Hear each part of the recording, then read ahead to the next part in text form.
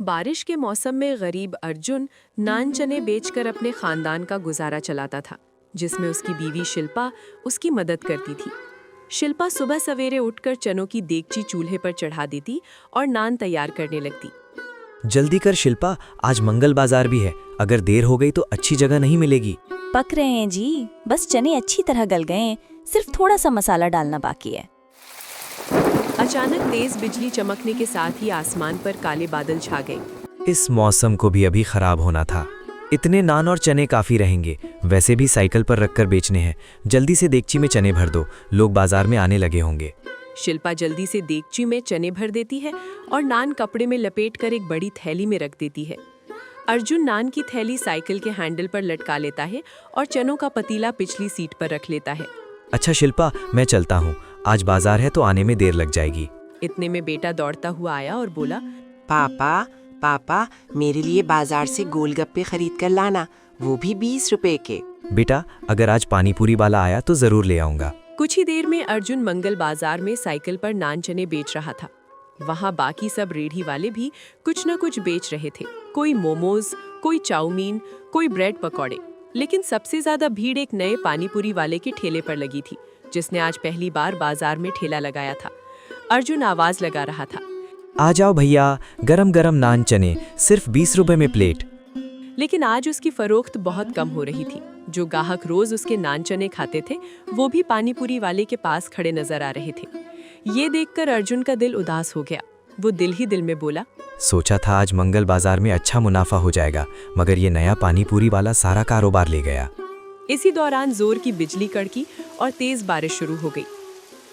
अर्जुन जल्दी से अपने नान और चनों को ढांपने लगा और खुद भीगता हुआ दरख्त के नीचे जाकर खड़ा हो गया। बारिश तेज होती जा रही थी, लेकिन पानीपुरी वाले के ठेले पर अब भी भीड़ लगी हुई थी। उसने जल्दी से तरपाल लगा दी थी, जिसके नीचे लोग खड़े होकर मजे से पानीपुरी खा रहे थे। ये देखकर अर्जुन दिल ही दिल में सोचने लगा, ये पानीपुरी वाला तो बड़ा समझदार निकला, सारा सामान पहले से तैयार रखता है।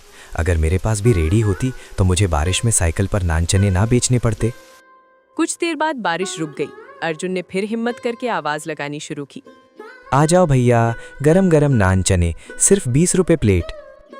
आहिस्ता आहिस्ता ग्राहक आने लगे और रात के 10 बजे तक तकरीबन सारे नान चने बिक गए। अर्जुन खाली पतीला साइकिल पर रखकर घर वापस आ गया। घर पहुंचते ही बच्चे दौड़कर उसके पास आए। पापा आ गए। पापा, आप मेरे लिए गोलगप्पे लाए हो ना? नहीं बेटा, आज बाजार में पानीपुरी वाला जल्दी चला गया था, इसलिए नहीं ला सका। बच्चे उदास होकर अंदर चले गए। शिल्पा ने अर्जुन के चेहरे पर परेशानी देखकर पूछा, क्या बात है, इतने परेशान क्यों हो? सारा सामान तो बिक गया ना? हाँ बिक तो गया, मगर आज एक पानीपुरी वाला आया था। मेरे ज्यादातर ग्राहक इसी के पास चले गए। अगर वो रोज आने लगा तो हमारा कारोबार मुश्किल में पड़ जाएगा। फिक्र मत करो, अल्लाह ने हमें रिस्क दिया है तो वो ही देगा। कोई किसी का हक नहीं छीन सकता। अगले दिन सुबह सवेरे अर्जुन मंडी जाने के लिए तैयार हुआ। बाहर तेज आंधी और बारिश हो रही थी, लेकिन सस्ता सामान लेने के लिए उसे जल्दी जाना जरूरी था। जरा संभल कर जाना, मौसम बहुत खराब है। अर्जुन साइकिल लेकर मंडी पहुंचा और भीगते हुए चने और नान के लिए आटा खरीदकर वापस आया। घर आकर सबने मिलकर नान चने तैयार किए और अर्जुन बाजार पहुंच गया। लेकिन आज वहां जाकर उसके कदम रुक गए। उसकी जगह पर पानीपुरी वाले ने अपनी रेढ़ी लगा रखी थी। अरे भाई, ये मेरी जगह है, यहाँ पर मैं रोज नान चने बेचता हूँ। अब ये जगह मेरी है, मैंने पुलिस वाले को पैसे दिए हैं।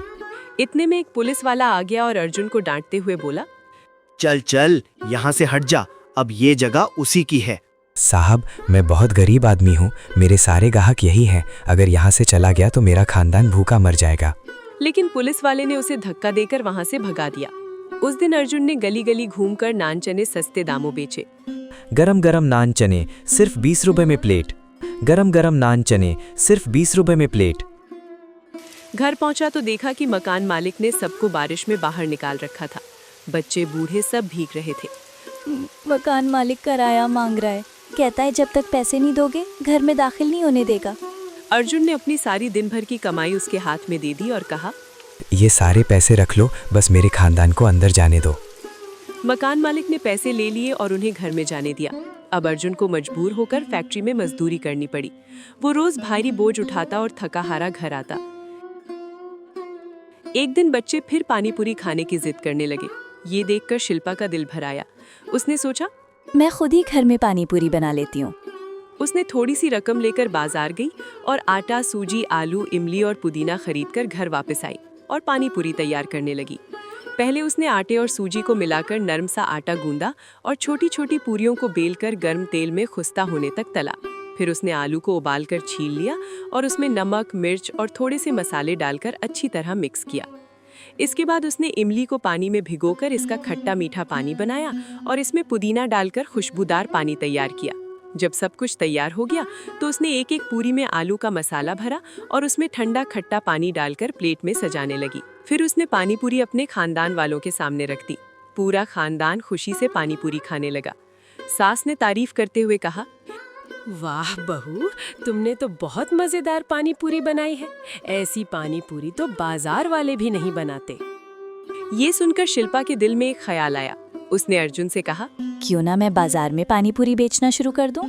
ये तो बहुत अच्छा ख्याल है। मैं किसी से रेडी का इंतजाम कर देता हूँ। अगले दिन अर्जुन किराए पर एक रेढ़ी ले आया और शिल्पा ने पानी पूरी बनाकर बाजार में बेचना शुरू कर दिया। शुरू में थोड़े ग्राहक आए, फिर आहिस्ता आहिस्ता भीड़ बढ़ने लगी। लोग उसकी साफ सुथरी और चटपटी पानी पूरी की तारीफ करने लगे। 1 घंटे में उसकी सारी पानी पूरी बिक गई। ये देखकर वही पुराना पानी पूरी वाला जलने लगा। उसने पुलिस वाले को फिर पैसे देकर शिल्पा का ठेला हटवाने की कोशिश की, लेकिन इस बार शिल्पा ने हिम्मत दिखाई और जोर से आवाज लगाई, देखो भाइयों, ये पुलिस वाला मुझे धमकी दे रहा है। ये सुनकर बाजार के सब लोग जमा हो गए और पुलिस वाले के खिलाफ बोलने लगे। ये क्या तरीका है? गरीब को क्यों तंग कर रहे हो? उसने क्या गलत किया है? उसे अपना काम करने दो। लोगों के गुस्से को देखकर पुलिस वाला वहां से भाग गया। इसके बाद शिल्पा का कारोबार दिन ब दिन बढ़ने लगा। उसके ठेले पर हमेशा भीड़ लगी रहती थी। कुछ महीनों बाद उसने पैसे जमा करके एक छोटी सी दुकान किराए पर ले ली। दुकान के बाहर बड़ा सा बोर्ड लगा, शिल्पा की मशहूर चटपटी पानी पूरी। अब लोग दूर दूर से उसकी पानी पूरी खाने आने लगे। वाह आंटी, इसका मसाला और खट्टा पानी बिल्कुल परफेक्ट है। एक प्लेट और दे दें। आंटी, आपके हाथ का जायका ही अलग है। दिल करता है बार बार यही खाऊं।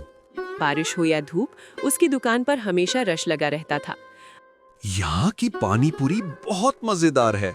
वाह, क्या जायका है, मजा आ गया। मुझे एक और प्लेट दे दो।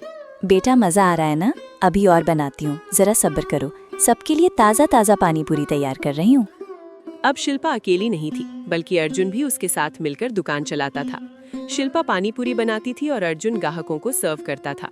कमलपुर नामी एक छोटे से गांव के करीब रेखा आलू के पराठों का एक छोटा सा ठेला लगाया करती थी। वो सुबह सवेरे उठती, ताज़ा आलू उबालती और मेहनत से मसाले तैयार करती। लेकिन उसकी किस्मत जैसे उससे रूठी हुई थी। पूरा दिन गुजर जाता मगर ग्राहक गिनती के ही आते। शाम के साए गहरे होते ही वो बोझल कदमों के साथ घर लौटती। ऐ अल्लाह, मैंने कभी मेहनत से जी नहीं चुराया, फिर मेरे ही हिस्से में ये खाली जी और उदासी क्यों आती है? क्या मेरी कोशिशों में कोई कमी है? घर पहुंचते ही उसकी सास कमला देवी ने उसका मुरझाया हुआ चेहरा देखा। बहू, हिम्मत क्यों हारती है? मैं सुन रही थी कि करीबी शहर में एक नई मिठाई की दुकान खुली है। वहाँ किसी मददगार की जरूरत है। अगर तू कहे तो मैं बात करूं? नहीं माँ जी, मेरे शौहर ने मुझसे आखिरी वक्त में ये वादा लिया था कि मैं अपना हुनर दिखाऊंगी और खुद मुख्तार बनूंगी। मैं किसी की गुलामी नहीं करूंगी। अच्छा, ये सब छोड़, ठेले से जो पराठे बचे हैं वही ले आ। आज हम दोनों सास बहू वही खाकर सो जाएंगे। कुछ ही अरसे बाद रेखा के ठेले के बिल्कुल सामने रोहिणी नामी एक जदीद और खूबसूरत लड़की ने भी पराठों का काम शुरू कर दिया। रोहिणी का अंदाज इतना दिलकश था कि गांव के नौजवान और मुसाफिर सिर्फ उसे देखने के बहाने वहां रुकने लगे। रेखा को लगा कि अब उसका काम खत्म हो जाएगा, लेकिन कुदरत का खेल कुछ और था। रोहिणी के पास इतना रश हो जाता कि लोग इंतजार न कर पाते और रेखा के ठेले पर आ जाते। ये क्या हो रहा है? मेरे होते हुए भी उसके पास ग्राहक क्यों जा रहे हैं? रोहिणी ने एक शरारती लड़के को पैसे दिए और रेखा की आलू की आमीज़े में 30 नागा मिर्च मिला दी। रेखा को इस साजिश का इल्म न हुआ और उसने वही पराठे ग्राहकों को पेश कर दिए। वाह, आज तक ऐसा स्पाइसी पराठा नहीं खाया। सर्दी के मौसम में तो ये मजा तो भाला हो गया। रेखा हैरान रह गई कि ये सब कैसे हुआ। उसने घर जाकर सास को सब बताया। बेटी, रोहिणी ने तेरा नुकसान करना चाहा था, मगर सच्ची नियत हो तो जहर भी अमृत बन जाता है। अगले दिन रेखा ने अपनी ठेले पर एक बड़ा सा बोर्ड लगा दिया। कमलपुर के मशहूर आग उगलते आलू के पराठे। अब दूर दूर से लोग उसका चैलेंज कबूल करने आने लगे। रेखा ने किसी से बदला नहीं लिया, बल्कि अपनी मेहनत जारी रखी और देखते ही देखते वो पूरे इलाके की सबसे मशहूर पराठे वाली बन गई।